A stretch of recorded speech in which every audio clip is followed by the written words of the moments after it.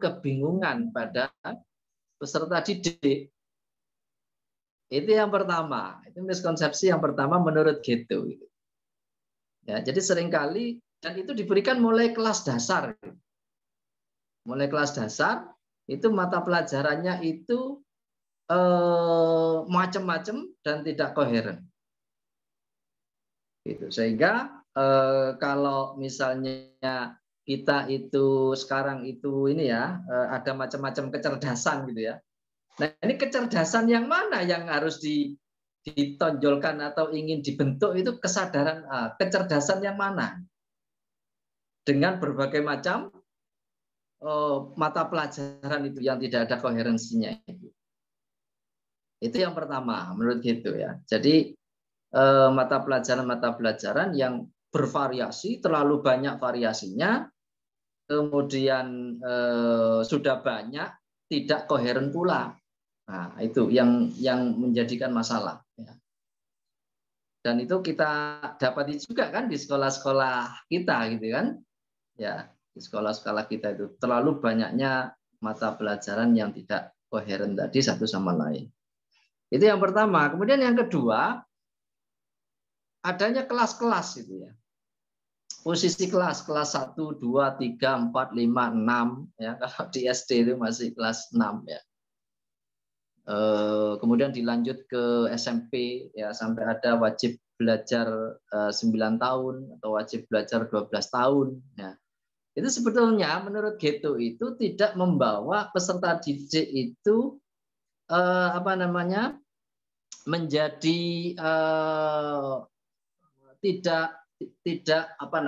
tidak meningkatkan kompetensi peserta didik. Selain hanya membedakan saja, oh ini kelas 2, ini kelas 3, ini kelas 4 ya. Belum lagi kalau adanya kelas-kelas seperti itu, kalau ada yang tinggal kelas gitu ya, ada yang tidak naik begitu. Nah, kemudian yang tidak naik ini dijustifikasi sebagai siswa yang bodoh. Sehingga dia tidak layak untuk menuju peringkat berikutnya atau kelas berikutnya. Ya, padahal sebetulnya tidak banyak pula yang bisa dicapai dengan adanya berbagai macam kelas-kelas tadi itu. Ya, jadi itu. Jadi tidak disertai dengan kemampuan yang signifikan dengan adanya kelas-kelas itu. Nah, ini ya. Apalagi kalau itu berkaitan dengan kepribadian misalnya. Waduh jauh sekali. Ya, kelas 1 dengan kelas 6 itu ya podo ae gitu ya. Ya kematangan dia berpikir, kemudian kepribadiannya, kemandiriannya misalnya. Ya podo ae gitu. Kelas 1 karo kelas 6. Itu sama. Gitu. Nah, itu yang kemudian yang paling parah itu ketika ada justifikasi anak yang tidak naik kelas, dianggap sebagai anak yang bodoh. Nah, ketika anak dijustifikasi sebagai anak yang bodoh harus tinggal kelas, apa yang terjadi? Maka dia tidak percaya diri lah. Ya, kawan-kawannya naik, dia sendiri tidak naik, ya itu akan menurunkan rasa percaya dirinya. Itu yang terjadi ya. Kemudian yang ketiga, menurut Goethe itu sekolah-sekolah pada umumnya itu membuat atau menciptakan peserta didik yang antisosial. Jadi ketidakpedulian peserta didik itu tinggi sekali. Ya, jadi peserta didik hanya memperhatikan bagaimana dia itu bisa menyelesaikan tugas-tugas di sekolah, bagaimana dia itu bisa membuat prestasi-prestasi ya, sehingga dia itu kemudian tumbuh menjadi anak yang antisosial, ya antisosial. Nah, nanti mungkin bisa bisa disampaikan ya Bapak Ibu mungkin yang sepertinya kan ada sekarang itu kolaborasi ya kolaborasi. Nah, apakah ini solusi terhadap adanya sekolah-sekolah yang pada umumnya itu menciptakan peserta didik yang antisosial, orang-orang yang antisosial, karena terlalu dibebani dengan tugas-tugas sekolah, terlalu dibebani dengan mata pelajaran yang harus dia kuasai, harus dia selesaikan, ya seperti itu, sehingga membentuk itu, gitu. Jadi ketidakpedulian, ya, ketidakpedulian. Saya memang mengamati, ya, anak-anak sekarang itu kan generasi entar, gitu. Jadi kalau kita itu menyuruh anak-anak kita itu, rumahnya kotor nih, tolong disapu. Entar, Bah. Entar. Duk, ini Duk, tolong dibelikan ini. Entar, Bah. Generasi entar itu. Ini generasi antisosial sebetulnya, ya. Dia tidak peduli dengan lingkungannya. Padahal dia nanti setelah sekolah itu dia tetap menjadi anggota masyarakat. Nah, bagaimana IP-nya misalnya 4, rapot kelasnya itu 9, tapi dia ketika di masyarakat tidak bisa apa-apa itu. Ya, tidak bisa apa-apa. Nah, ini yang menjadi problem juga terhadap sistem pendidikan atau sistem sekolah, ya. Jadi menciptakan orang-orang yang tidak peduli, aware terhadap lingkungannya, menciptakan orang antisosial. Itu saya pernah mendengar itu dosen-dosen itu kumpul di ruang dosen, kemudian ada mahasiswa yang masuk mencari dosen yang lain gitu, tapi tidak menyapa dosen yang ngomong itu, ya. Ya, kalau orang yang ini yang peduli kan paling tidak dia salam, assalamualaikum Bu, saya mencari ini. Ya, itu dia langsung aja nyelonong masuk, kemudian celingak-celinguk begini, ya. Anak, apakah seperti ini gitu, ya, produk persekolahan itu pada umumnya seperti itu, ya. Nah, ini miskonsepsi yang ketiga menurut gitu ya. Kemudian yang keempat itu sekolah-sekolah umum itu menciptakan ketergantungan intelektual. Ya, ketergantungan intelektual. Jadi, dia menunggu sifatnya. Menunggu gurunya memberikan pelajaran, menunggu dosennya memberikan pelajaran, ya. Taruhlah misalnya ketika misalnya dosen itu memberikan silabus RPS. Tidak ada itu yang tanya tentang RPS itu. Ya. Ya sudah nerima saja itu. Wis pokoknya apa dosen yang ini. Tapi kemudian ada enggak mahasiswa yang tanya, Bu, kenapa ini diajarkan? Kenapa puisi diajarkan? Ya, kenapa kritik sastra diajarkan misalnya yang bahasa Indonesia? Tidak ada itu pertanyaan begitu itu. Apa relevansi kita belajar kritik sastra wong kita itu di FKIP misalnya? Nah, jadi sebetulnya sekolah-sekolah, ya, dan juga yang di tingkat yang di bawahnya, ya, di perguruan tinggi saja seperti itu, apalagi di bawahnya itu. Jadi muncul peserta didik itu yang hanya nerimo apa yang sudah diberikan, ya, apa yang diajarkan oleh gurunya, tanpa kemudian dia itu bisa mencari sendiri, ya. Ya memang betul, kalau sekarang itu kan di pendidikan itu guru sebagai fasilitator, gitu ya. Artinya bahwa guru itu kan memberikan jalan, memberikan cara bagaimana siswa itu mendapatkan pengetahuannya, ya, mendapatkan keahliannya misalnya, ya. Tapi apakah itu bisa mengatasi, ya, ketergantungan intelektual misalnya, atau seperti apa? Nah, ini menarik juga untuk didiskusikan gitu, ya, dibicarakan. Nah, itu yang keempat. Kemudian yang kelima itu ketergantungan emosional, katanya Getto itu. Nah, ini terutama Getto itu mengkritik sistem penilaian. Sistem penilaian itu dari 1 sampai 10 ya, atau 1 sampai 100 gitu ya. Sistem penilaian ini di satu sisi dia bisa menciptakan egosentris pada diri peserta didik gitu ya. Jadi peserta didik itu dia harus mengejar nilai, karena ada grade nilai itu kan. Kalau di bawah 5 itu jelek, di atas 5 itu ada cukup, mungkin sampai 7 ya. 7 itu baik sampai 8, 8 sampai 10 itu sangat baik atau istimewa. Nah, itu banyak yang kemudian siswa itu berlomba-lomba untuk mencari nilai yang istimewa itu. Jadi egosentris, mencari yang istimewa itu tanpa mempedulikan bagaimana dia mencapai itu. Ya, dia itu nyontek, dia itu mencari nyuntuh sekolah-sekolah yang lain, nyuntuh teman-temannya yang lain misalnya. Dia tidak peduli itu. Yang penting dia bisa mencapai nilai yang istimewa itu.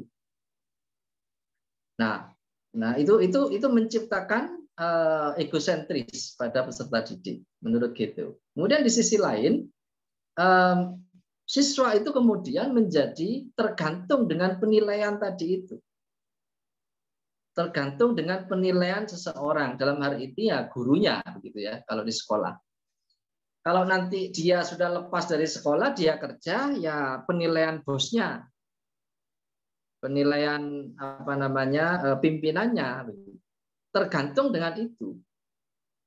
Bukannya dia itu bekerja sesuai dengan apa yang memang kewajiban dia lakukan, tetapi dia akan mengejar penilaian-penilaian itu sehingga dia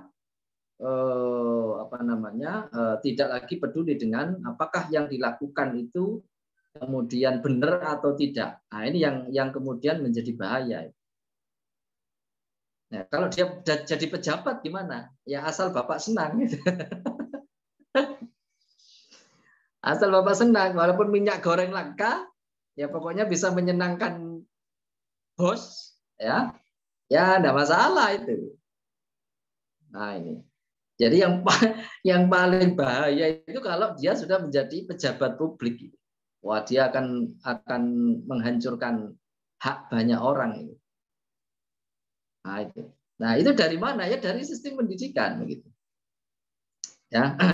Jadi itu. Jadi ini yang terjadi pada persekolahan. Tapi ini mungkin debatable ya apa yang disampaikan oleh Getto ini ya. Mungkin debatable, tetapi banyak fakta yang memang sesuai dengan apa yang dilakukan oleh Getto gitu ya. Kemudian yang keenam, sekolah itu menciptakan peserta didik yang tergantung kepada orang lain gitu. Jadi harga dirinya itu tergantung pada orang lain. Nah, ini yang yang juga menjadi persoalan ya. Jadi bagaimana sekolah itu kemudian menciptakan peserta didik itu yang tadi itu dia bisa menciptakan harga dirinya itu atau membangun harga dirinya itu hanya dari penilaian-penilaian itu. Ya. Tadi itu ya, sistem penilaian tadi itu. Oh, ini kalau dia termasuk siswa yang pilihan gitu. Kalau sekarang itu siswa yang apa itu ya? Siswa yang top rank lah, yang top rank gitu, itu menjadi naik harga dirinya. Tuh. Kalau dia masuk dalam murid yang murid yang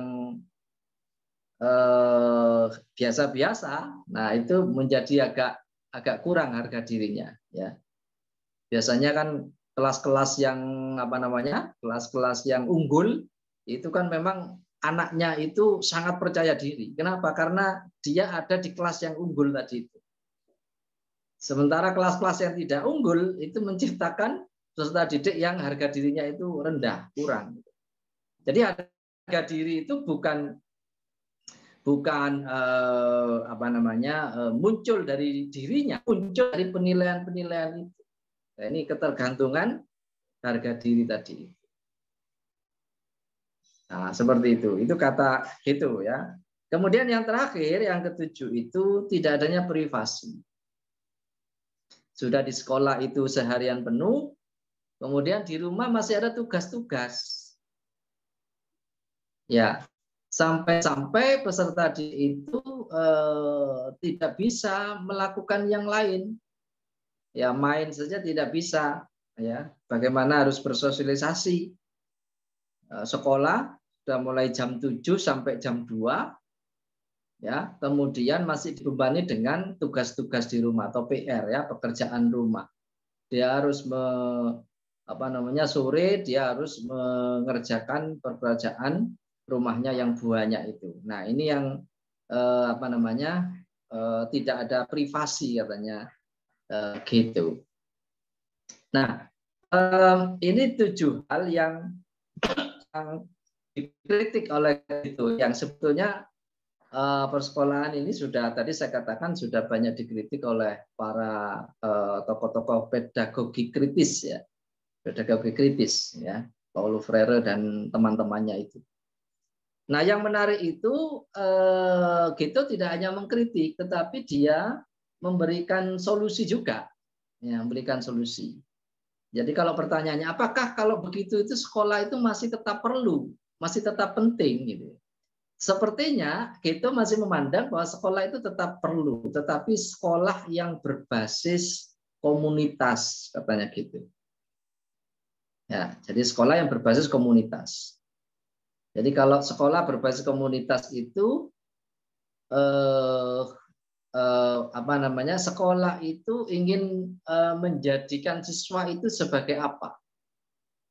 Gitu ya, sebagai apa? Nah, jadi menyiapkan siswa itu untuk menjadi apa, gitu. Bukan menyiapkan siswa untuk dijadikan pekerja, gitu ya, tapi dibentuk untuk menjadi apa, gitu. Nah, itu yang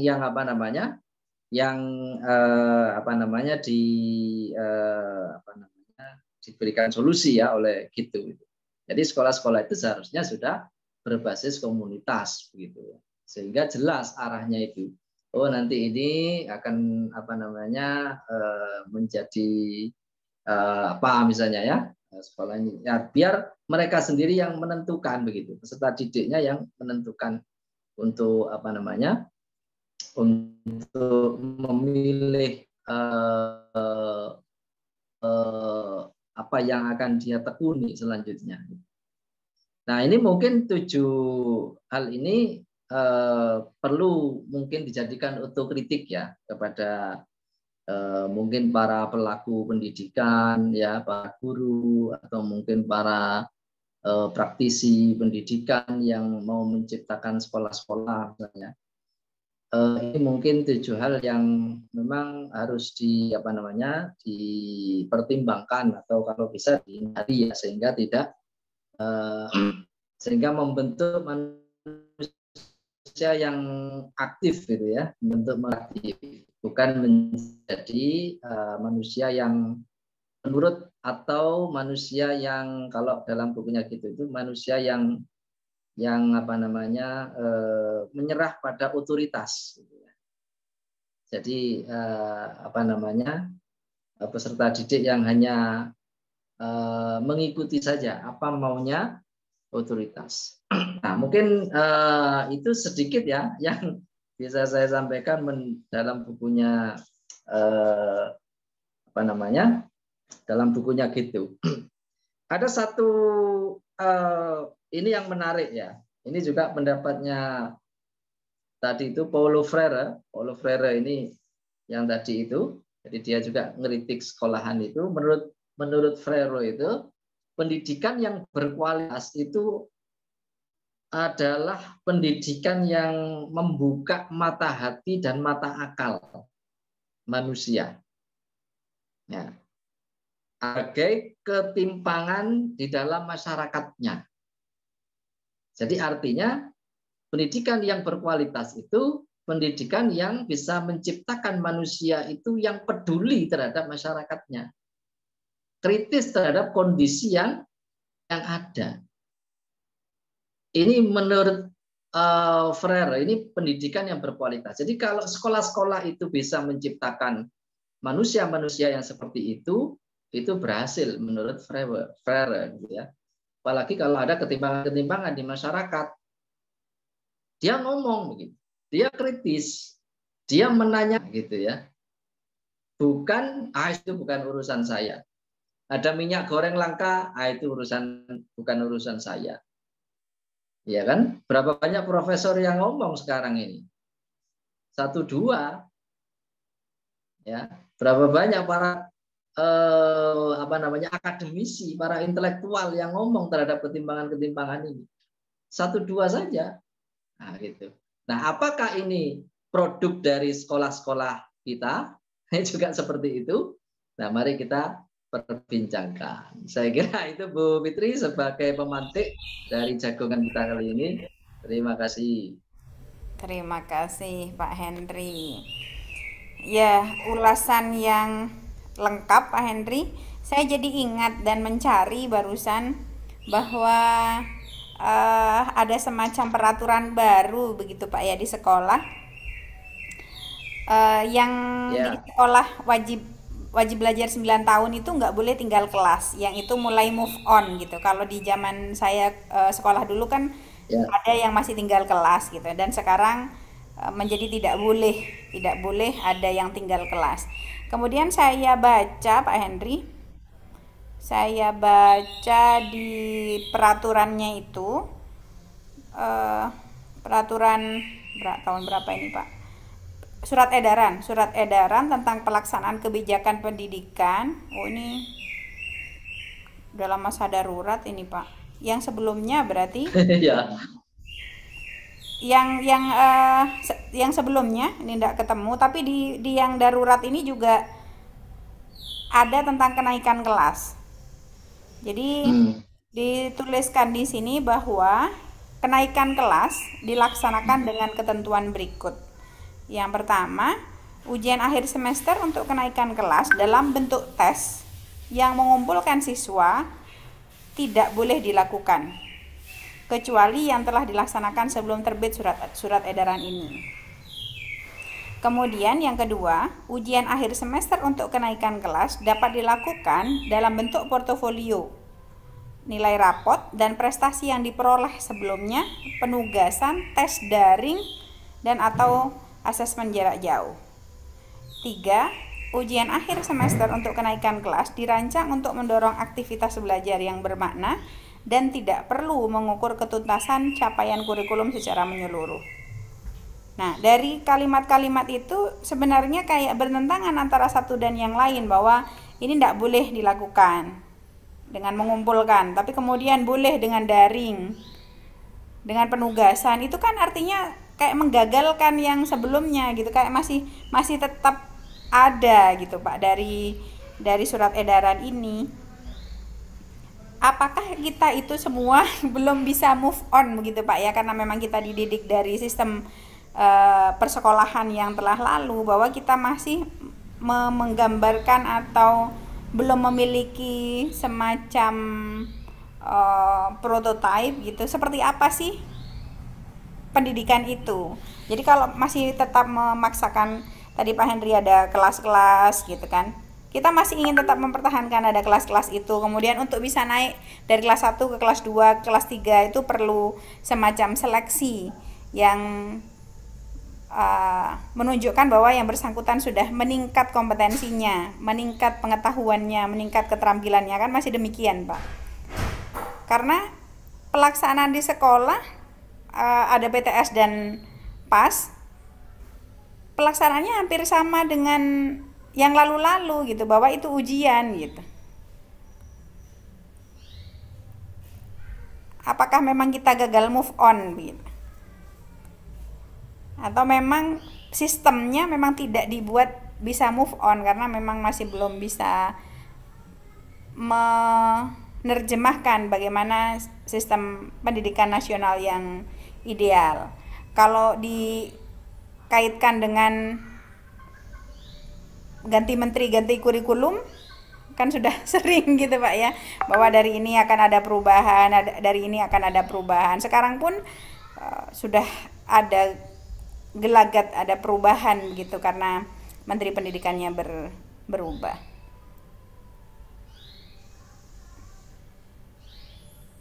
Itu yang bisa diamati gitu Ya. Pak. Monggo yang lain. Monggo mungkin buat Bapak Ibu yang lain dulu. Silakan Wika.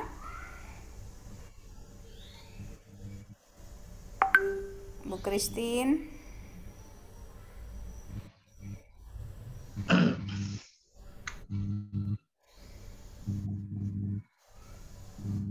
Ya, Brenda. kalau melihat peraturan-peraturan itu kan sering kita itu gonta-ganti ya. Okay. Gonta-ganti kurikulum misalnya ya, atau turunannya itu gonta-ganti. Sebetulnya kan proses pendidikan itu kan proses yang panjang begitu ya. Tetapi peraturan-peraturan itu sering gonta-ganti dalam waktu yang relatif singkat. Ya, dalam waktu yang relatif singkat. Dan kadang-kadang peraturan-peraturan seperti yang tadi disampaikan oleh Bu Fitri itu kan overlap antara satu dengan yang lain. Bapak Ibu pernah membaca peta blueprint pendidikan nasional, peta jalan pendidikan nasional, karena ada blueprintnya itu. Ya, kalau Undang-Undang Sisdiknas itu kan sudah namanya undang-undang ya. Sampai sekarang pun tidak ada revisi atau tidak ada amandemen, tidak ada ya. Tapi kan kemudian ada blueprint itu kan, ada peta jalan pendidikan itu. Nah, saya kira itu juga apakah peraturan-peraturan itu memang sesuai dengan blueprintnya, atau mungkin blueprintnya itu apakah harusnya kan harus sesuai dengan undang-undang.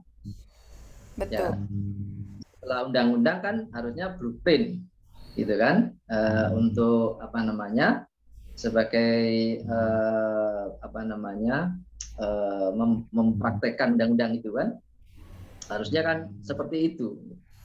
Tapi kalau faktanya itu masih seperti itu ya, saya kira sulit ya untuk pendidikan kita ini kan masih kufadis. Ini kita mau kemana ini kan nggak tahu gitu ya. Nggak tahu ini mau dibawa kemana masyarakat Indonesia ini. Kalau menurut undang-undang sudah jelas membentuk manusia yang beriman dan bertakwa. Kan begitu. Yeah. Beriman dan bertakwa ini mau di breakdown seperti apa? Itu kan seharusnya kan sekolah-sekolah itu bisa merancang sendiri kurikulumnya. Yang penting kan tercapai itu tujuan itu. Beriman dan bertakwa. Ya, insan yang beriman bertakwa itu kan seharusnya ya macam-macam kan jalannya itu. Sehingga sekolah-sekolah itu tinggal sebetulnya dengan blueprint itu kalau menurut saya itu sudah cukup itu. Selanjutnya dibiarkan aja menurut sekolah sistemnya itu, silakan sekolah-sekolah itu merancang sendiri kurikulumnya. Nah, kalau kurikulum itu kemudian disatukan, ya memang jadinya begitu.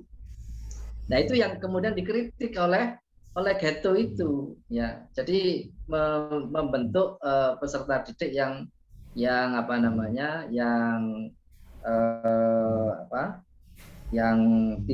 tidak kuasa menolak otoritas, nah, itu ya.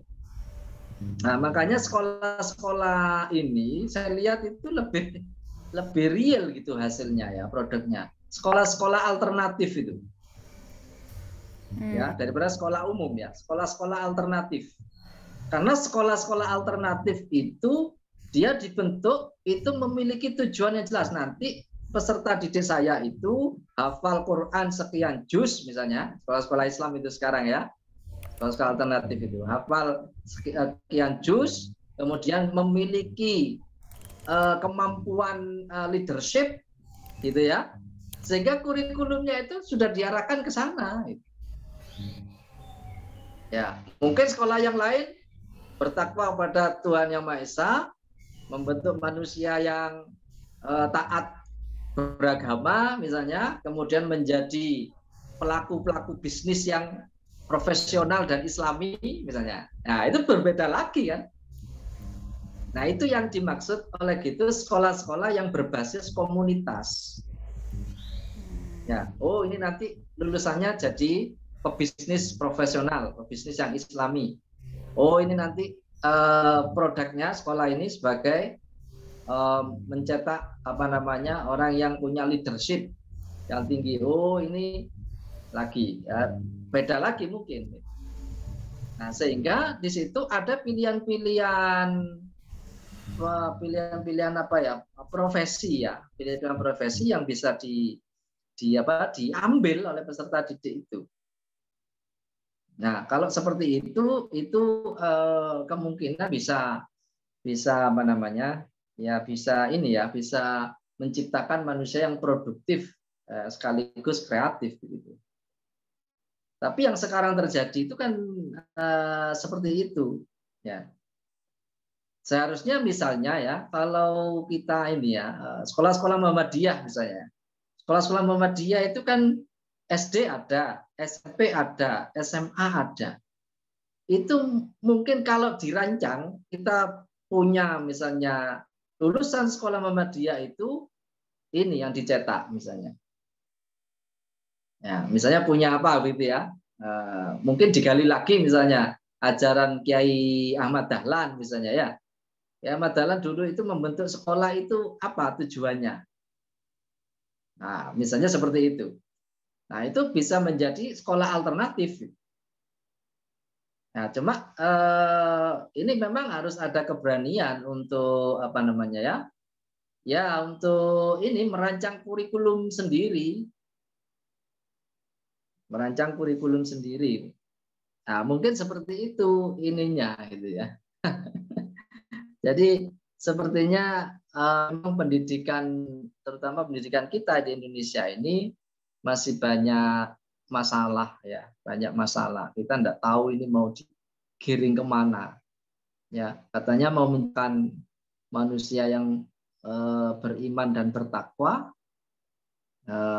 tapi blueprint-nya misalnya bertentangan misalnya, atau kurikulumnya bertentangan. Gimana sampai pada tujuan itu kalau jalannya itu tidak menuju ke tujuan, gitu ya. Akhirnya jadi manusia-manusia yang bukan yang bertakwa ya, bukan yang taat, tapi manusia-manusia yang yang tidak taat gitu. Nah itu kan, ya undang-undang mestinya kan undang-undang dasar itu yang dijadikan acuan itu kan. Jadi artinya bahwa sekolah-sekolah itu bukan hanya memikirkan hal-hal yang praktis saja, ya, bukan memikirkan hal-hal yang praktis teknis, tetapi dia harus betul-betul memikirkan itu apakah produknya itu sesuai yang diharapkan oleh undang-undang atau belum, itu harus. Nah, cuma sekarang yang terjadi sepertinya masih berkutat pada hal teknis saja. Ya. Sementara itu produknya itu tidak pernah di ini. Nah, satu lagi itu yang karena memang sistem sekolah itu sistem pendidikan sebuah negara ya, kita memang tidak bisa itu lepas terlalu lepas-lepasnya itu kan tidak bisa, masih tetap terkungkung pada sistem pendidikan nasional. Untuk diakali ya kalau sekolah-sekolah yang ini. Ya, buktinya sekolah-sekolah alternatif itu kayak sekolah mana itu ya? Yang di Jogja itu sekolah alam. Sekolah alam punyanya Dik doang, Pak. Ya. Sekolah alam. Sekolah alam. Sekolah alam ya Bu Fitri? Iya, sekolah alam. Iya, sekolah alam itu kan produknya itu kan jelas itu, sekolah alam itu. Iya. Ya dia menciptakan apa namanya orang-orang yang dia sudah tentukan gitu. Sekolah alam itu. Nah, mungkin ada yang pernah ke sekolah alam itu. Saya cuma dengar-dengar aja itu. Sekolah alam. Ya, monggo yang lain mungkin bisa menyikapi itu. Monggo teman-teman. Tadi peta jalan yang disampaikan Pak Henry sudah saya tulis di chat. Siapa tahu ada yang mau ngintip. Peta jalan yang pernah saya baca nggak yang saya bagikan Pak Henry? Ketika saya membaca peta alam yang direvisi oleh Nadiem Makarim, peta jalan pendidikan sampai 2045 itu sepertinya akan mulai direalisasi dengan adanya program sekolah penggerak. Jadi banyak hal yang tertulis di dalam peta jalan itu dioptimalkan melalui program-program sekolah penggerak. Mungkin karena saya bergabung di sekolah penggerak sehingga langsung nyantol gitu Pak ya, bahwa ini dilakukan dengan cara ini dilakukan dengan cara ini. Tapi ketika melihat itu semua sepertinya akan mengarah lagi pada ketika menterinya ini gitu, maka akan gayanya seperti ini. Dan ketika akan ada menteri yang lain mungkin caranya akan lain. Jadi kalau Pak Henry tadi menyampaikan bahwa yang menjadi patokan adalah undang-undang, bahwa tujuan pendidikan itu adalah beriman dan bertakwa, maka kan untuk bisa mencapai itu semua, kalau misalkan berbasis komunitas, maka pada komunitas-komunitas tertentu. Jadi dia ingin menjadi apa? Apakah dia akan menjadi, misalnya ada bakat minat dia akan menjadi seorang sastrawan misalkan, maka menjadi sastrawan yang beriman dan bertakwa, maka seluruh kompetensi dan seluruh ilmu dari pendidikan dasar dia akan bercerita atau mendalami tentang itu saja.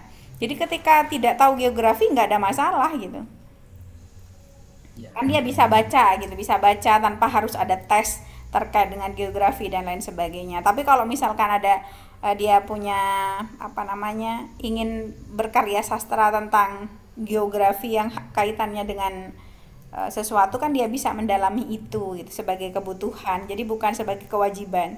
Kalau saya melihat yang terjadi sekarang kan sebagai kewajiban, bahwa wajib tahu bahasa Indonesia, tahu bahasa Inggris, tahu bahasa daerah, kemudian tahu tematik dengan segala macamnya, yang kadang kayak anak saya gitu Pak ya, di Jember mungkin taunya lokasi wisatanya yang ada di Jember, yang saya ajak aja gitu.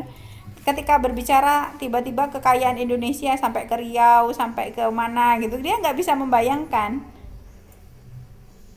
Jadi wah, ini ceritanya ya maksudnya bagus tentang keberagaman, kemudian akhirnya kebinekaan, bahwa Indonesia itu bermacam-macam, tetapi kan tidak abstrak itu gitu. Monggo teman-teman yang lain. Ya. Yoga, Bu Kristi.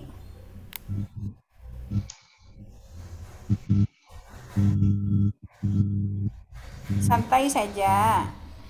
Karena judulnya kata Pak Henry jagongan. Ya. Monggo Bu Yoga. Ya. Assalamualaikum Pak Henry, Bu Fitri dan Bapak Ibu lain. Oke. Bisa diceritakan waktu di Belanda gimana Bu Yok? Bukan, sebelum ke Belanda Bu, ini menarik sekali ini sebenarnya bahasannya. Anun sewu, saya tidak on kamera nggih. Ya. Tadi Pak Henry sempat kalau menyampaikan. On cam pasti ada telur gorengnya. Pak, minyak 50 minyak 50 40 Pak, katanya Bu Mega suruh rebus aja Pak. Iya, telur rebus.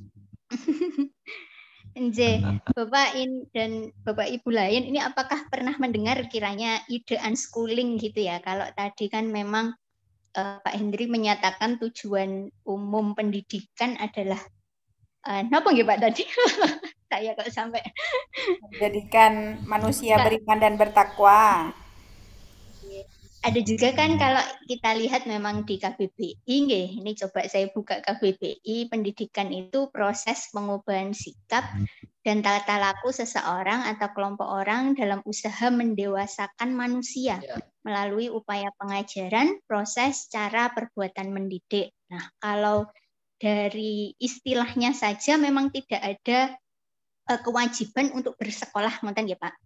Jadi saya sempat beberapa tahun lalu itu ngobrol-ngobrol dengan beberapa teman yang kebetulan memang memiliki putra-putri yang berkebutuhan, ngoten nggih. Kemudian ada urgensi untuk mencari sekolah, kemudian tempat didik lah intinya. Nah, ada satu komunitas itu Pak, kalau tadi Bapak juga menyampaikan beberapa komunitas nanti ini ada yang memunculkan ide unschooling di mana memang tidak wajib untuk bersekolah. Mereka itu punya keyakinan bahwa learning is not the product of teaching, tapi learning is the product of the activity of learners gitu. Menariknya ide unschooling ini itu banyak gitu Bu. Maksudnya untuk di sekitaran saya itu ada beberapa teman yang memang memilih untuk tidak menyekolahkan anaknya. Jadi bukan homeschooling tapi unschool atau tidak bersekolah. Sehingga anak memiliki kebebasan untuk belajar sendiri gitu. Karena juga percaya bahwa napa nggih? Sekolah itu bukan halte yang wajib gitu untuk disinggahi dalam hidup. Mungkin Pak Henry atau Bu Fitri atau teman-teman lain pernah mendengar ini terkait dengan unschooling. Jadi karena mereka anggap juga bahwa selama ini apa yang diajarkan di sekolah baik ilmu maupun wawasan itu tidak cocok dengan kebutuhan di dunia kerja. Dengan demikian mereka anggap bahwasanya lulusan sekolah itu tidak siap pakai atau bahkan tidak siap dilatih, mantan.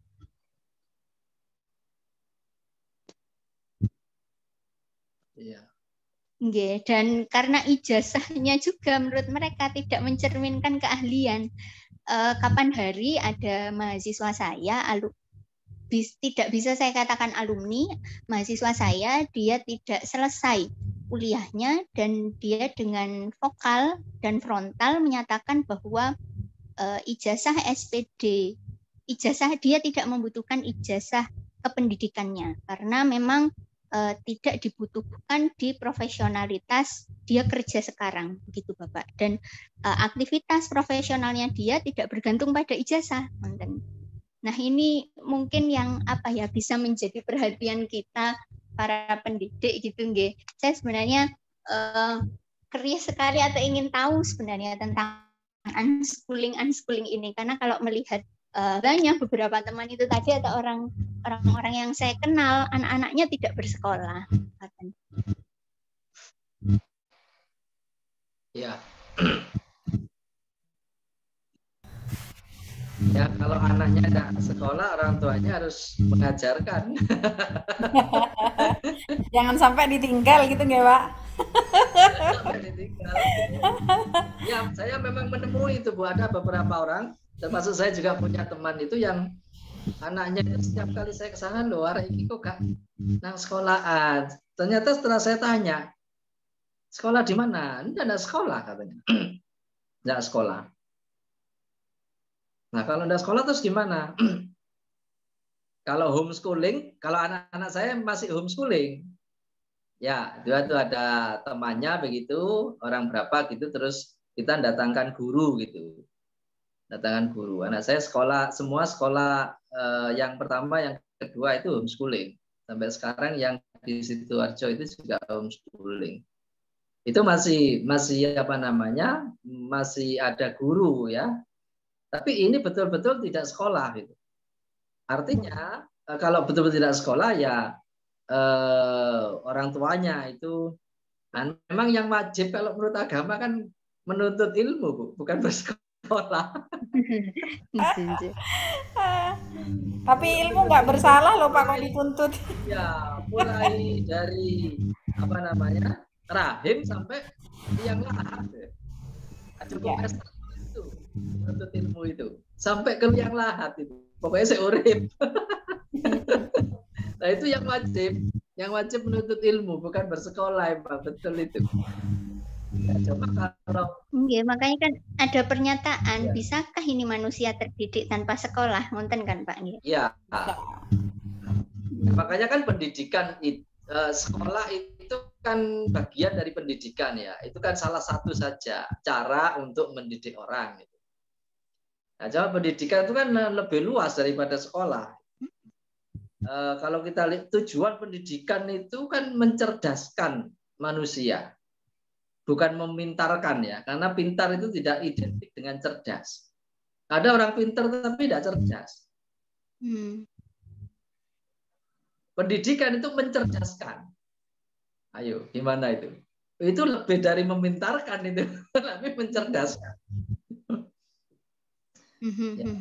Sekarang ada kecerdasan macam-macam itu, kecerdasan spiritual, kecerdasan intelektual, kecerdasan emosional. Nah, itu seharusnya semuanya itu bisa dicapai itu dengan pendidikan. Ya. Apakah itu sudah bisa dicapai oleh sekolah? Ya, kembali lagi itu. Mari kita lihat faktanya itu. Oke. Itu ada banyak peserta didik yang rapotnya bagus tapi tidak cerdas. Tidak cerdas. Misal rapotnya 9, tapi ketika dia di sekolahnya itu ada plastik yang jatuh, ya plastik yang jatuh, tapi dia tidak peduli itu, kan tidak cerdas itu. Orang yang cerdas kan, oh ini sampah, dia ambillah sampah itu, dia taruh di tempat sampah, karena sudah ada disediakan di tempat sampah. Padahal rapotnya 9. Kalau mahasiswa IPK-nya 4, tapi ada plastik berceceran di depan meja itu, di Jarno. Ya, harusnya dia tidak mikir itu. Ini siapapun yang membuang plastik ini sampah. Saya harus letakkan di tempat sampah. Bukan pikirannya, oh itu aku saya buang. Bukan saya yang buang. Ngapain saya harus meletakkan di tempat sampah? Nah itu namanya tidak cerdas. Jadi pinter tapi tidak cerdas. Nah itu. Nah fakta-fakta yang kita temui. Jadi pinter itu tidak identik dengan cerdas. Sementara pendidikan itu tujuannya mencerdaskan manusia. Ya, mencerdaskan manusia. Nah, saya kira ini juga penting ini ya untuk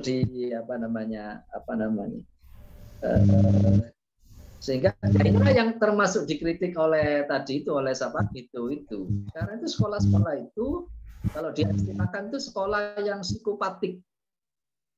Sekolah yang psikopatik itu tidak mendidik peserta didik yang mandiri, ya, tetapi dia menciptakan peserta didik yang hanya mampu untuk dipekerjakan. Nah, jadi menurut gitu itu masih masalah itu kalau peserta didik itu hanya dipekerjakan di perusahaan-perusahaan gitu ya. Ya dia hanya sebagai mesin saja, mesin pekerja saja. Ya. Makanya sekarang kan sangat ini kan pihak industri itu harus ikut-ikutan ngatur sekolah itu. Kenapa? Karena besok dia akan bekerja di perusahaan mereka. Ya, makanya dia sampai ukuran-ukuran itu dia yang menentukan itu. IP-nya harus sekian, harus bisa bahasa Inggris, harus bisa bahasa ini, harus bisa skill ini. Kenapa mereka ikut mengatur sekolah? Karena alumni sekolah itu nanti akan dia serap. Nah, kalau produk-produk sekolah itu hanya menghasilkan orang-orang yang siap dipekerjakan, jadi apa bangsa ini? yang mengatur dia hanya menghamba pada pemilik modal, pada para kapitalis. Akhirnya yang namanya cendekiawan itu minus itu. Ya, tidak akan ada cendekiawan nanti. Yang ada itu hanya para pekerja-pekerja. Nah, ini makanya itu kan kalau siapa itu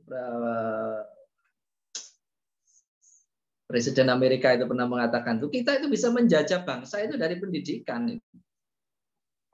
Ya cetak aja dia itu produk-produk sekolahnya itu menjadi pekerja-pekerja, bisa dipekerjakan di perusahaan-perusahaan. Nanti kan dia nurut, itu ya. Artinya dia bisa menguasai bangsa itu, dia ambil aset-asetnya. Begitu pentingnya pendidikan itu sebetulnya. Kalau merancang pendidikan itu keliru, itu akan menghasilkan orang-orang yang tidak kritis, orang-orang yang tidak produktif, orang-orang yang tidak mampu untuk melihat keadaan, orang-orang yang tidak mampu untuk menggugat penyimpangan-penyimpangan yang terjadi, nanti akhirnya seperti itu. Nah itu jangka panjangnya ya tentunya ya, jangka panjang. Artinya bahwa ya sekolah itu penting sekali sebagai satu upaya. Iya.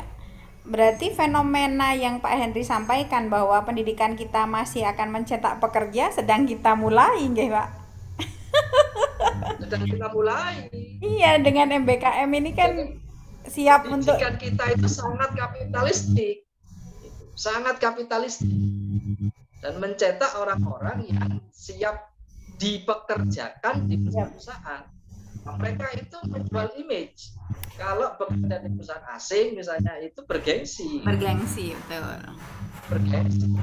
Artinya tetap saja seberapa pentingnya posisi dia di perusahaan asing itu, dia tetap sebagai kancu. Misal dia apa yang paling tinggi di perusahaan itu, Bu? Manajer atau apa sih? Manajer, direktur, Pak. Manajer lah. Manajer. Padahal di perusahaan itu masih ada owner gitu. Yang tinggi owner, Pak. Manajer itu bisa ya. Disuruh ke sana ya manajer mau ke sana. Dia masih tidak bisa. Nah itu yang tadi itu baru dia tidak bisa menolak otoritas. Nah kalau seperti ini makanya begini, Bu. Produk-produk sekolah yang tidak mencetak orang-orang yang kritis itu nanti memang akan berimplikasi pada maraknya penjajahan oleh yang kuat. Jadi implikasinya itu sebetulnya sangat berbahaya. Itu imperialisme itu bisa terjadi. Tentu imperialisme bukan imperialisme kuno ya. Kalau imperialisme kuno kan perang ya. Kalau sekarang neo imperialisme itu kan bisa dari pendidikan, bisa melalui ekonomi. Nah, seperti itu. Sehingga kita itu tidak mampu berdiri di kaki sendiri. Terus itu mengikuti orang itu. Nanti dunia industri yang begitu cepat itu perubahannya itu, dia akan merubah ukuran-ukuran tadi itu. Nah itu dipaksakan ke sekolah-sekolah, dipaksakan ke kampus itu, dirubah ini. Nah sekarang ukuran keberhasilannya itu seperti ini misalnya. Terus akan cepat berubah itu, akhirnya kalang kabut sendiri ya. Dunia pendidikan ini kalang kabut. Nah siapa yang membuat kalang kabut itu? Itu, Bu. Nah, ini otokritik ya sebetulnya ya. Sebetulnya kalau sekolah-sekolah Muhammadiyah itu kan punya peran yang besar ya, Bu ya. Punya peran yang besar. Kalau itu bisa meretas jalan gitu ya. Merancang jalannya itu ya sendiri itu untuk bisa menjadi menemukan cirinya gitu Pak ya untuk bisa mencapai tujuan. Besar sekali potensi Muhammadiyah. Ya mungkin perlu digali itu apa namanya ajaran-ajaran Kiai Ahmad Dahlan itu dulu membuat sekolah itu tujuannya itu apa gitu, kembali ke sana mungkin seperti itu mungkin. Monggo mungkin yang lain ini. Siap. Ini juga autokritik terhadap kita Pak ya di FKIP karena teman-teman ini anggaplah pelaku begitu. Ya perancang, ya pelaku kurikulum Merdeka Belajar. Apakah kita sudah menciptakan semacam kebiasaan hidup bahwa hal-hal yang kita lakukan itu sudah mencerdaskan, sudah menuju beriman dan bertakwa gitu aja. Jadi dikhawatirkan kita adalah orang-orang yang mengkritik tetapi melakukan itu kan gitu nggih Pak. Jadi kita masih mencetak mahasiswa-mahasiswa yang pahamo apa yang tak sampaikan gitu. Kalau perlu hafalo apa yang kita sampaikan sehingga tidak ada inovasi-inovasi atau ada kesempatan mahasiswa untuk menyampaikan gagasannya pada kegiatan pembelajaran kita. Jadi kalau misalnya tadi kayak buang sampah gitu, jangankan mahasiswa, jangan-jangan kita sebagai pendidik di FKIP ini jangan-jangan kita juga masih demikian ketika melihat sampah kan bukan punyaku sehingga kita tidak membersihkan. Ketika keteladanan itu tidak ada dalam diri kita, mana mungkin kita bisa mengajak orang lain kan arahnya ke sana. Iya. Iya, Bu. Kalau Muhammadiyah sebetulnya bukan hanya mencerdaskan, mencerdaskan dan mencerahkan. Mencerdaskan dan mencerahkan. Nah, gitu harusnya.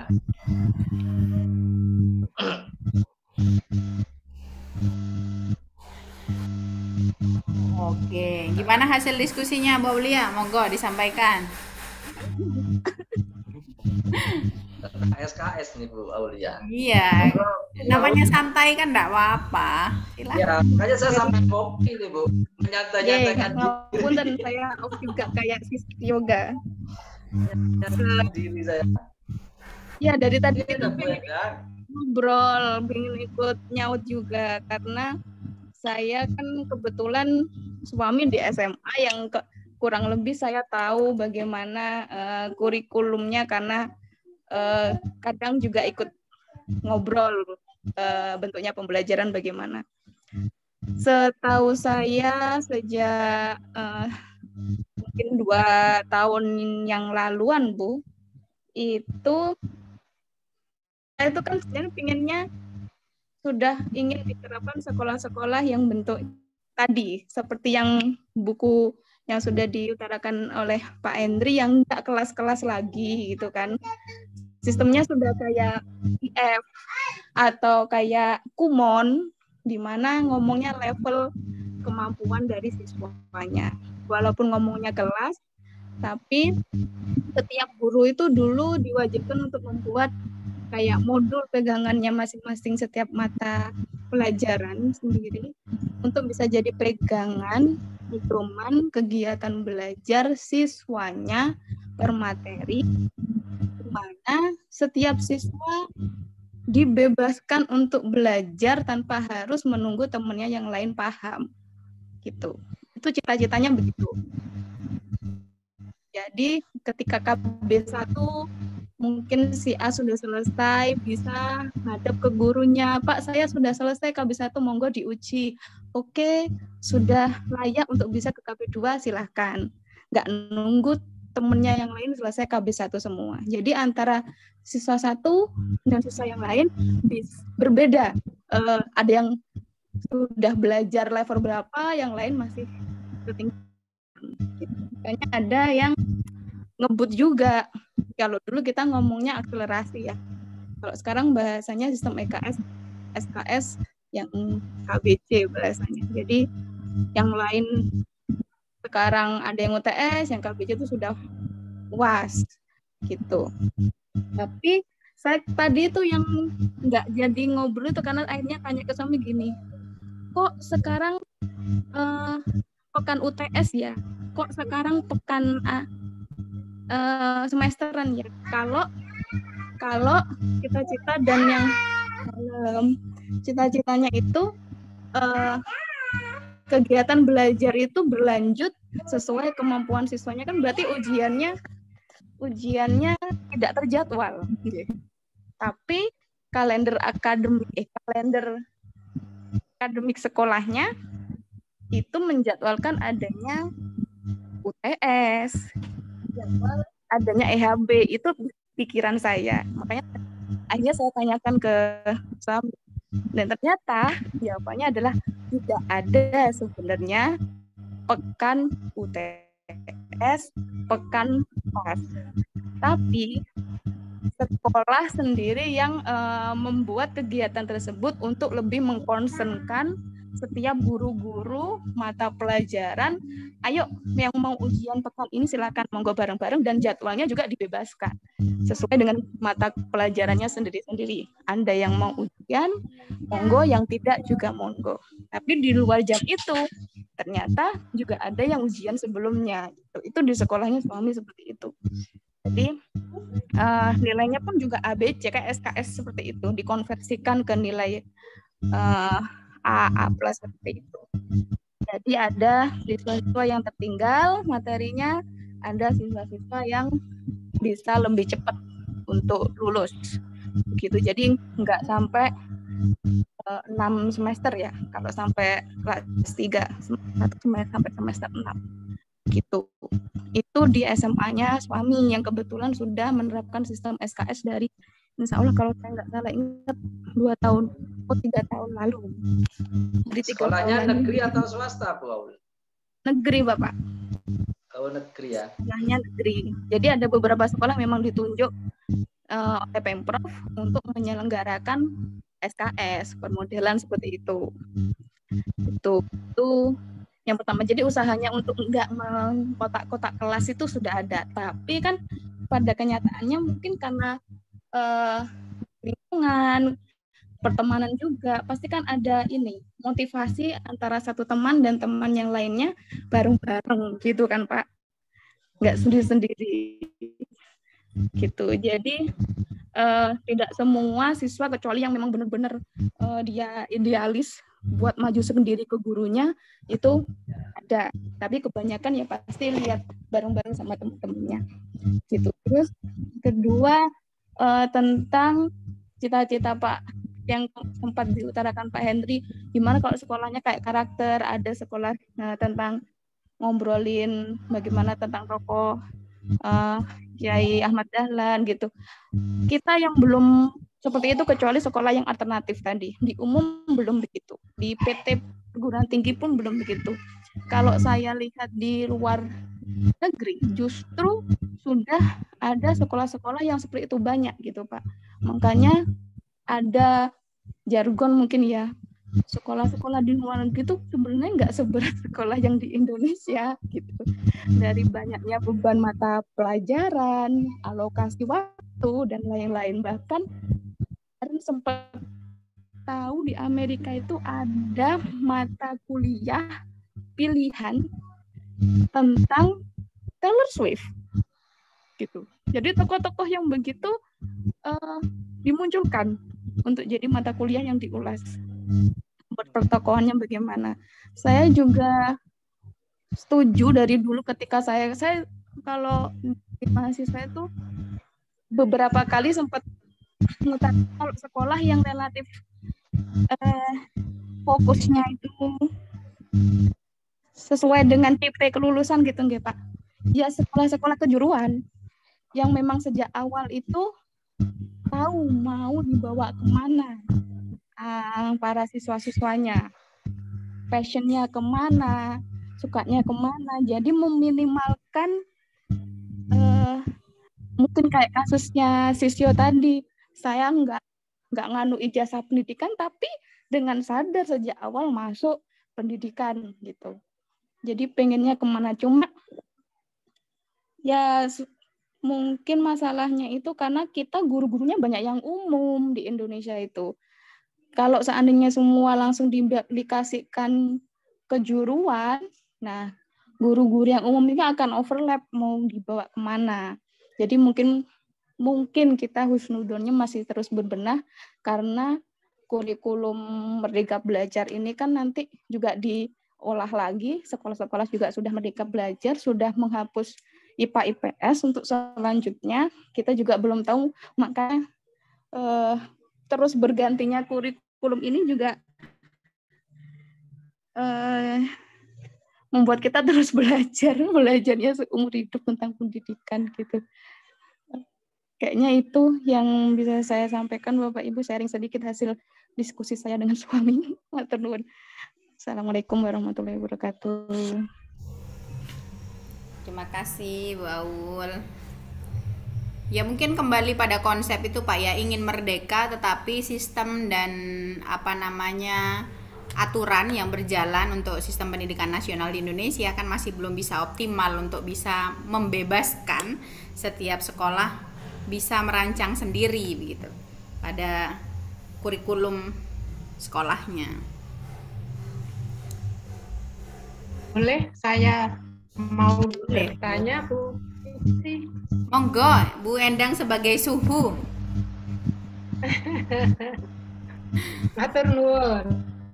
Assalamualaikum warahmatullahi wabarakatuh. Waalaikumsalam. Saya tertarik dengan apa tadi yang disampaikan oleh Pak Hendri dan Bu Fitri bahwa pinter belum tentu cerdas. Salah satu contohnya rapotnya 9 tetapi melihat sampah berserakan, lah itu kan duduk aku sing buat, biarin aja gitu ya. Saya pernah membaca sih gayanya membaca jadi saya pernah mendengar gitu ya bahwa kecerdasan itu ada beberapa macam gitu ya, bahasa dan lain sebagainya. Nah, saya fokus pada tiga kecerdasan yaitu IQ, EQ, dan SQ. Ya, sementara ini sepertinya sekolah hanya lebih mengutamakan kecerdasan IQ-nya di IQ-nya, sedangkan SQ-nya dan juga EQ-nya itu banyak diabaikan. Padahal dengan EQ anak akan terbiasa untuk peduli pada lingkungannya gitu ya. Apalagi kalau SQ. Dan saya pernah membaca bahwa sumbangsih keberhasilan seorang pemimpin 20% kontribusinya, yang 20% itu dari IQ.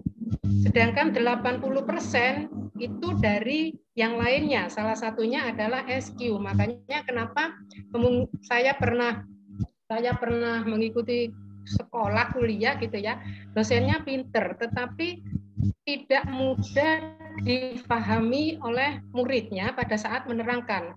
Apa mungkin karena emosionalnya, salah satu emosionalnya adalah mudah sekali untuk bisa berkomunikasi dengan siapapun gitu ya. Kemudian peduli juga kepada orang lain, peduli juga pada lingkungan, itu yang EQ.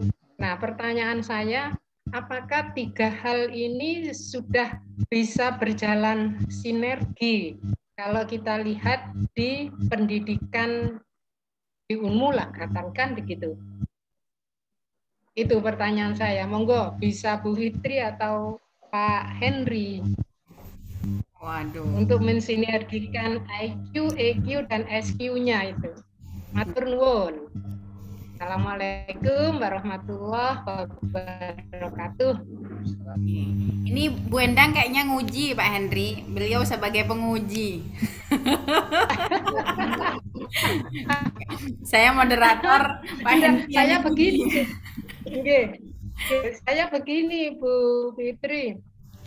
Saya membaca ya, menjadi seorang pemimpin itu kalau hanya mengandalkan ini IQ-nya, dia sulit untuk bisa memaksimalkan anak buahnya. Padahal kita tahu anak buah di sekitar kita, mitra kita itu punya banyak keahlian. Nah, kalau pemimpin mampu mengoptimalkan keahlian-keahlian yang dipunya oleh mitranya, teman kerjanya, dia akan sukses menjadi seorang pemimpin. Nggak tahu contohnya sekarang siapa, Bu Fitri atau Pak Henry, pemimpin yang bisa mengoptimalkan mitra-mitranya sehingga dia mampu untuk notoi siji-siji dengan pinjem tangan, begitu ya. Monggo, saya minta ilmunya supaya saya nanti bisa menerangkan kepada mahasiswa. Begitu, matur nuwun. Ini ilmunya Pak Henry, Bu. Pak Henry ahlinya di bidang ini. Belajar ini. Oke, Pak Henry. Sepertinya yang disampaikan Bu Endang itu memang benar ya. Memang macam-macam gitu ya. Bahkan tadi Bu Endang menyatakan 80% itu keberhasilan online ditentukan oleh EQ ya, emotional quotient dengan spiritual quotient gitu ya. Menjadi lengkap orang itu kalau punya 3 kecerdasan itu. Ya. Tapi kalau yang dikuasai hanya 1 kecerdasan yang intelektual saja, ya akan dia tidak akan bisa tidak akan bisa berkomunikasi dengan orang, ya mungkin ya, tidak akan bisa bersikap empati dengan yang lain, begitu ya, tidak akan bisa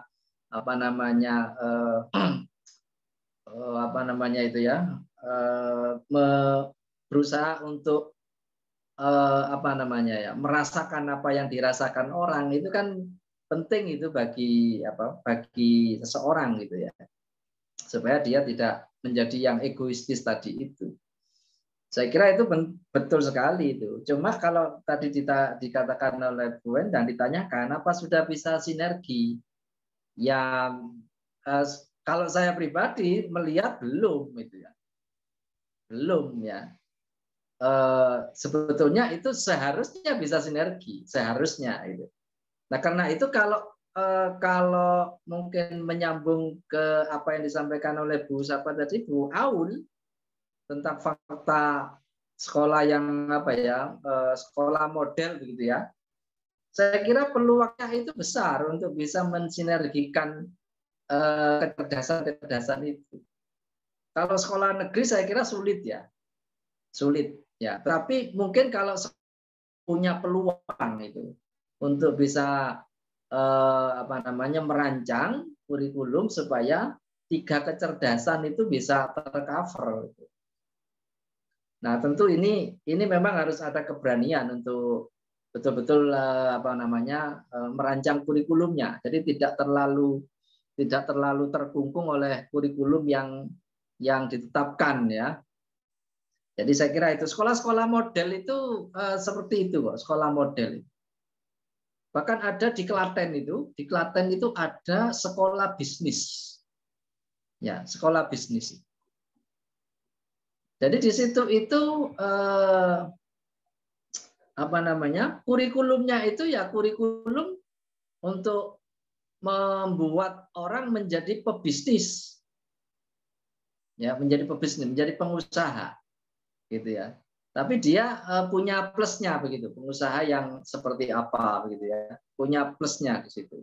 Ternyata itu bisa gitu. Bisa. Jadi alumni sekolah itu ya kenyataannya bisa berusaha itu. Ya, jadi bisa memulai usaha. Ada keberanian itu untuk memulai usaha, kemudian bisa melakukan networking gitu ya untuk usaha itu. Jadi dia tidak sendiri, beberapa orang gitu punya keahlian yang sama, kemudian buka usaha dengan beberapa orang. Nah, itu sebetulnya bisa untuk itu. Untuk mensinergikan intelektual, kemudian spiritual dan emosional tadi itu. Nah, cuma syaratnya yaitu perlu ada keberanian untuk bukan sedikit kalau bisa banyak, banyak memodifikasi kurikulum itu. Kalau kita tetap menggunakan kurikulum di KI kurikulum itu ya tidak maju-maju itu. Tetap saja balik itu kurikulumnya ya itu saja. Akhirnya sama, seragam semua. Itu akhirnya tidak muncul tidak muncul produk-produk pendidikan yang tadi yang produktif, yang mandiri, ya itu tidak muncul itu. Ya, bayangkan kalau misalnya ada image misalnya lulusan perguruan tinggi, keberhasilan perguruan tinggi kalau lulusannya itu sekian persen bisa terserap di lingkungan kerja misalnya. Kan jadi pekerja KB itu nanti. Ya, misalnya Dikti misalnya menentukan 90% lulusan Unmu Jember terserap di sektor industri. Nah, itu dianggap prestasi, dianggap berhasil. Karena akhirnya kita mencetak para pekerja. Padahal yang dipropagandakan lulusan yang mandiri, lulusan yang bisa menciptakan lapangan kerja. Gimana buru-buru menciptakan lapangan kerja? Ya kalau misalnya ukuran keberhasilan perguruan tinggi itu ya ditentukan karena terserapnya penyerapan industri itu. Kan sekarang itu OB education Iya. Indikatornya, Pak ya. Outcome based education. Itu kan ukurannya kalau mahasiswa seberapa banyak mahasiswa yang terserap di bidang industri, di sektor industri. Ya gitu kan. Seperti itu. Gimana mau menciptakan lapangan kerja?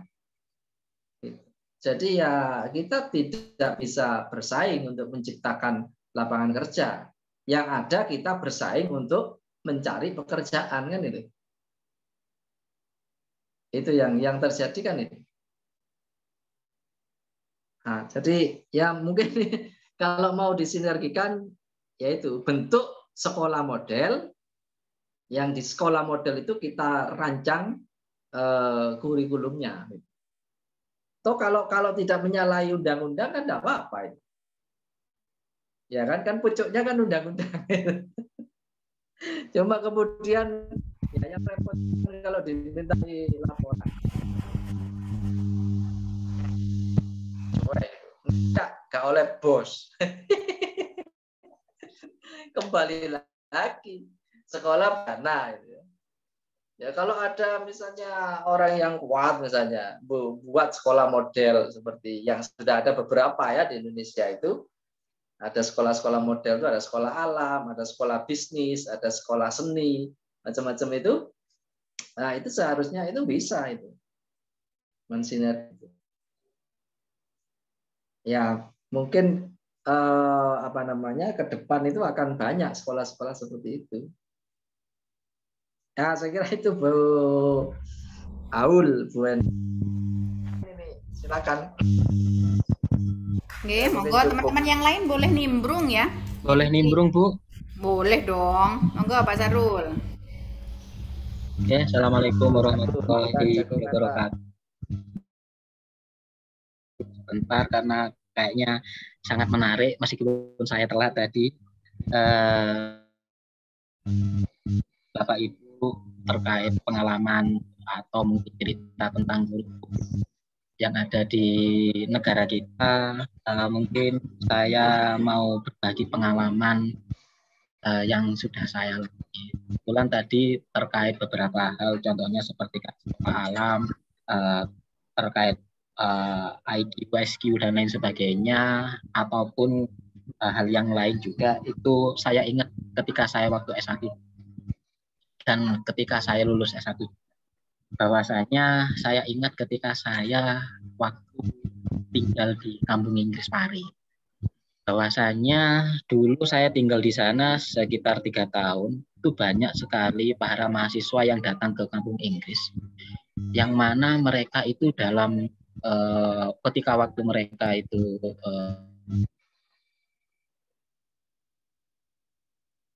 tingkat akhir, yang mana mereka sering sekali menyembunyikan identitasnya bahwasanya mereka itu adalah mahasiswa bahasa Inggris dan sekarang semester akhir, akan tetapi masuk di kelas waktu itu di Pare adalah waktu di kelas dasar. Dan yang saya sangat kaget bahwasanya itu adalah mungkin ada yang salah dengan cara belajar kita, mungkin juga ada yang salah dengan sistem pembelajaran kita juga. Maka yang mungkin saya petik dari kejadian atau pengalaman saya waktu itu adalah kurikulum itu mungkin sangat tepat sekali bahwasanya penjurusan atau hal yang kekhususan, contohnya tadi sudah dicontohkan bahwasanya sekolah seni, sekolah bisnis itu adalah salah satu solusi yang tepat ketika kita sebagai manusia itu tidak bisa menguasai segala segi atau berbagai macam bidang. Yang saya alami juga, yang saya bandingkan ketika ada sekolah dengan permodelan khusus atau lembaga kursus seperti itu, bahwasanya dalam bahasa Inggris mungkin Pak Henry sangat paham betul bahwasanya dalam suatu bahasa Inggris itu ada suatu metode total immersion, atau mungkin dalam hal yang lain bahwasanya 80% kehidupan kita, perilaku kita atau sikap seseorang itu adalah 80% dipengaruhi oleh lingkungan. Dan juga terjadi di sekolah alam juga yang digaungi oleh Dikdoang itu. Teman saya juga pernah meneliti di tempat itu, karena dulu ketika saya kuliah di Depok, teman saya juga meneliti itu. Dan yang terjadi apa? Penerapan sekolah seperti kayak permodelan seperti itu. Itu sebetulnya sistemnya adalah menyatukan proses pembelajaran itu dengan apa yang dialaminya, baik itu dalam segi sikap, perkataan maupun dalam segi lingkungan itu sendiri. Contohnya tujuan dari sekolah Jurang Doang, kalau nggak salah ya Dikdoang itu kan sebetulnya mengakomodir siswa-siswa yang miskin untuk belajar di sana dengan konsep bagaimana mencintai alam, terus bagaimana menghargai alam. Mungkin kalau dalam tadi terkait multiple intelligence itu kan 8 jenis kecerdasan majemuk itu, kan kita nggak mungkin semua kita punya potensi untuk cerdas seperti itu, tapi ada 1-2 yang menonjol. Mungkin konsep-konsep seperti itu bagaimana kita akan meningkatkan kecerdasan kita. Contohnya mungkin dari sekolah alam itu tujuannya adalah untuk meningkatkan kecerdasan natural. Atau mungkin contohnya sistem kan kayak ada yang di Pare itu adalah untuk meningkatkan kecerdasan bahasa, kan banyak kan seperti itu, ada 8 jenis kecerdasan seperti itu.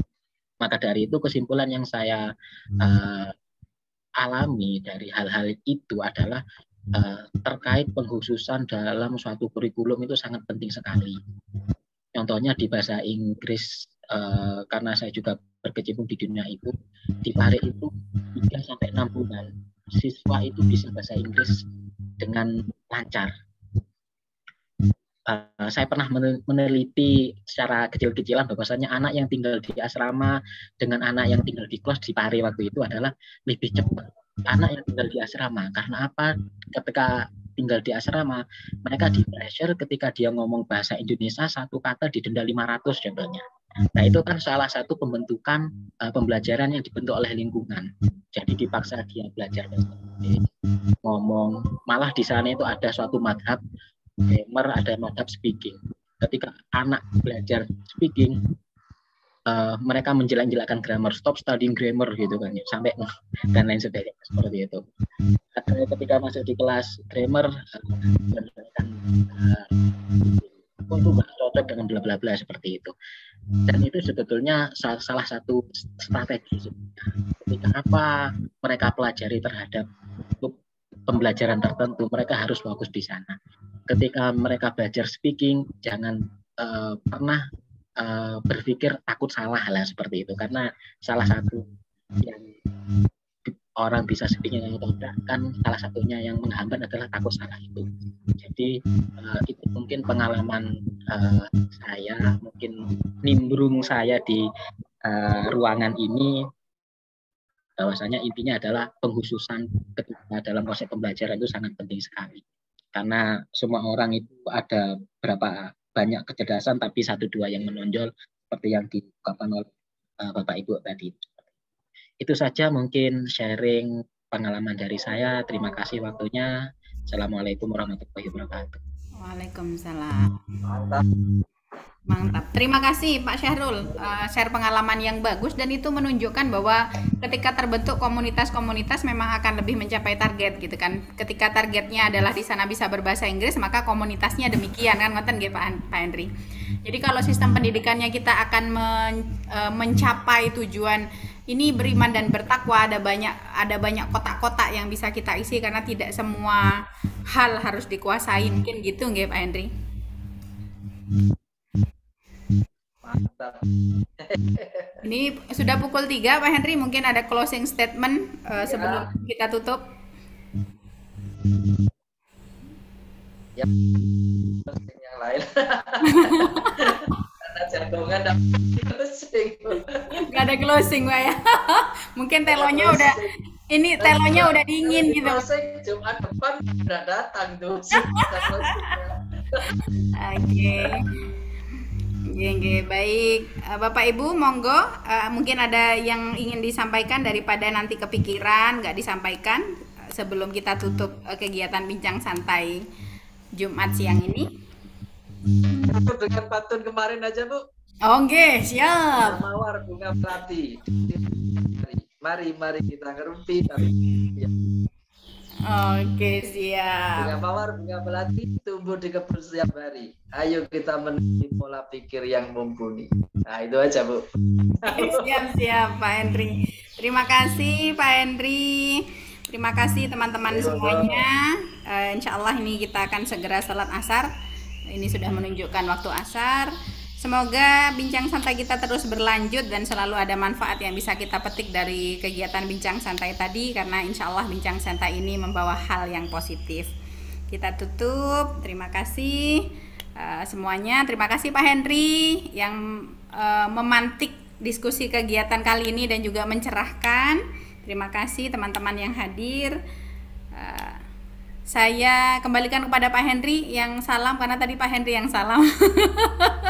Untuk memulai.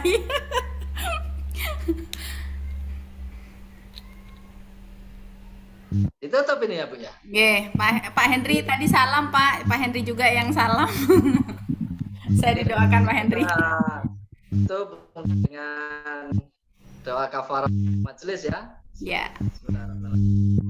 Subhanakallahumma wa bihamdika. Waalaikumsalam warahmatullahi wabarakatuh. Sampai jumpa pekan depan.